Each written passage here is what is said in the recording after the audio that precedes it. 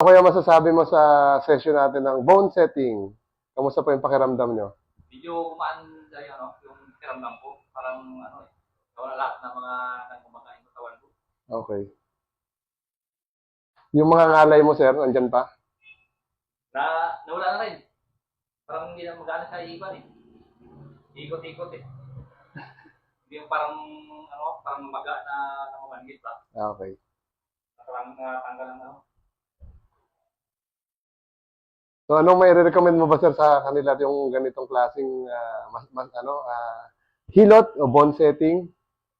Ang sa akin naman, kung gusto yung masubukan dito, wala namang Opo.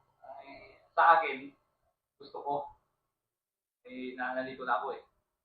Naramdaman ko na talagang mas maganda yung kiramdam ko. Kaya kung gusto yung masubukan at paano yung pa natin dito, punta kayo dito sa Lara. Nara. Dito lang sa harap na Bigiro. Opo. Dito sa mga kaibigan, pwede na kayo pumunta dito. Thank, Nasubukan ko na rin eh. Kaya yung visit ko sabi nila. thank you, kuya. God bless po.